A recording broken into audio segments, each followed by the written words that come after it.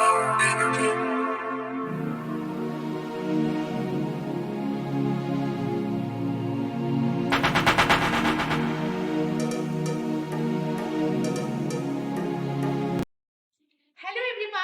my dear students, welcome back to Kunwani's English Express, the art of learning English.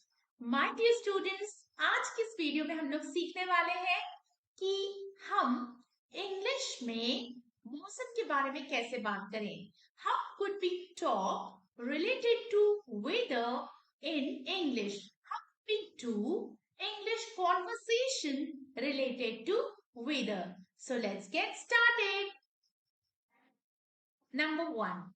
It kept drizzling throughout the night. इसका मतलब होता है रात भर हल्की हल्की रिमझिम बारिश होती रही. The meaning of drizzling is रिमझिम बारिश होना. तो अगर आप कहते हो कि it is drizzling, तो इसका मतलब होता है कि हल्की हल्की बारिश हो रही है. But when you say it kept drizzling throughout the night, तो कल रात रिमझिम बारिश होती रही. Next, it's very terrible cold. इसका मतलब होता है बहुत ही भयानक ठंडी है, बहुत ही खतरनाक ठंडी है. The heat has made me giddy. मतलब इतनी ज्यादा धूप है कि मेरा सर चकराने लगा. The heat has made me giddy. Even an umbrella fails in heavy rain. मतलब इतनी ज्यादा बारिश है कि छाता भी काम नहीं कर पा रहा है. It is getting colder day by day. Day by day का मतलब होता है दिन ब दिन. And it is getting colder का मतलब होता है ठंडी बढ़ती ही जा रही है. So it is getting colder day by day means दिन ब दिन ठंडी बढ़ती जा रही है. It is biting cold nowadays. Biting cold का मतलब होता है कड़ाके की ठंडी होना. तो जब आप कहना चाहते हो कि आजकल कड़ाके की सर्दी पड़ रही है, तो आप बोल सकते हो it is biting cold nowadays.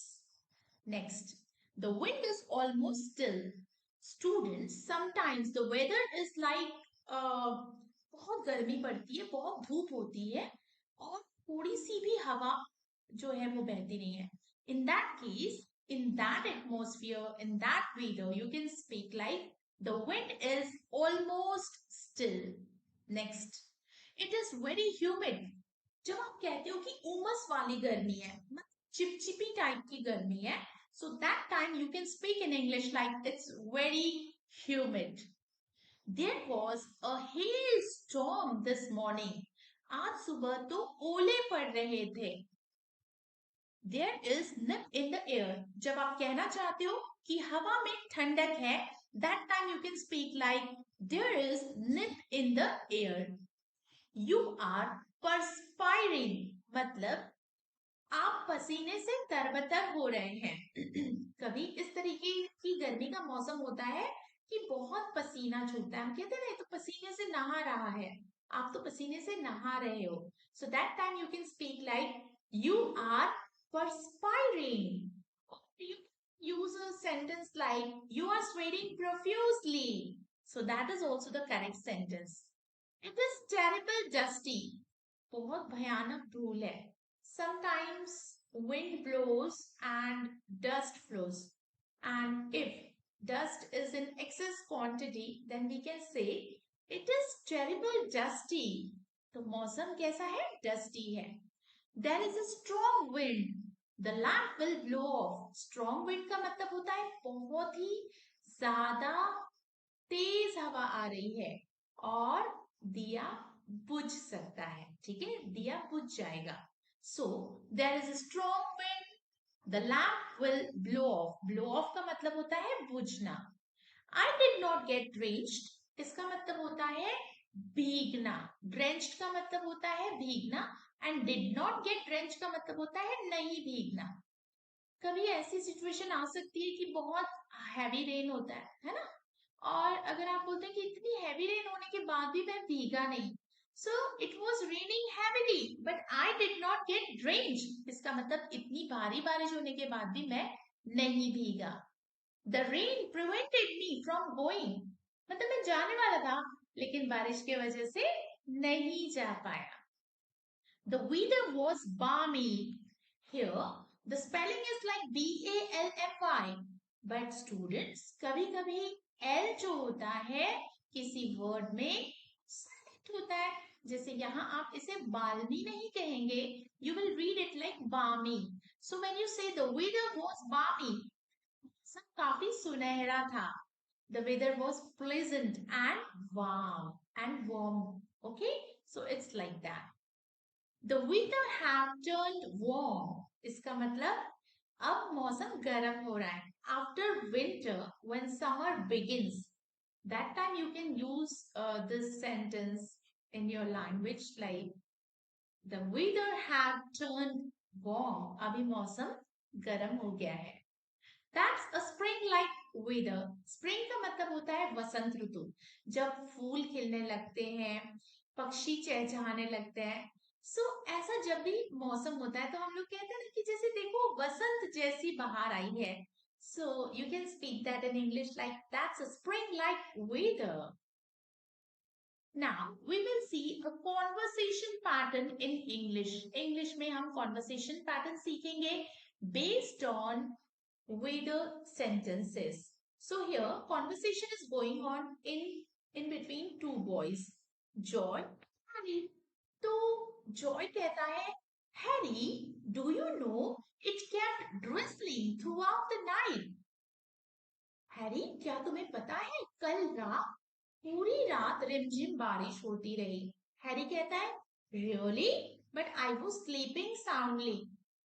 सचमुच, लेकिन मैं बहुत गहरी नींद में सो गया था तो इसलिए मैं नहीं जागा.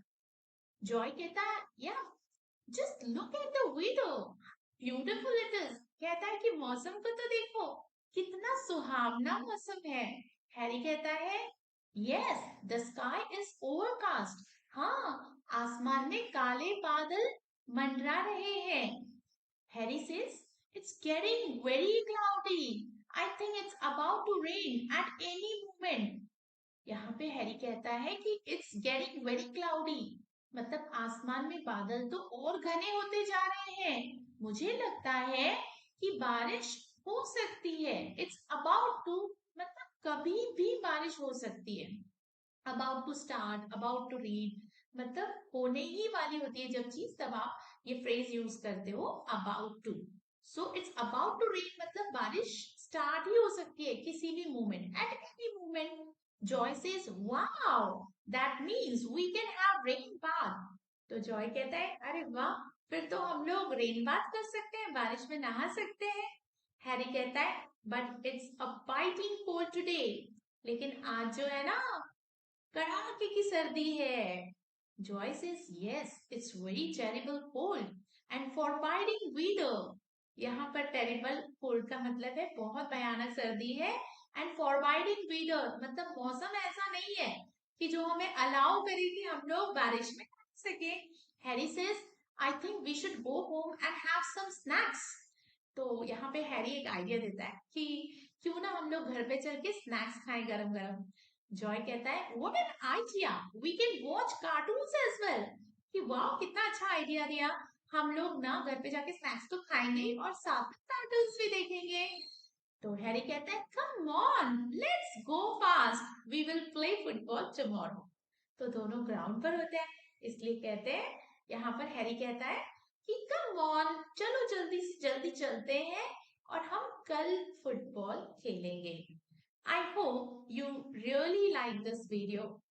If you really like this video, you should share this with your friends so that they will also learn English with you. And आप अपने friends के साथ बहुत अच्छे से English में conversation कर सकें. And subscribe my channel. Do watch my next video. Till then, thank you. Bye bye. Stay connected. Have a nice time.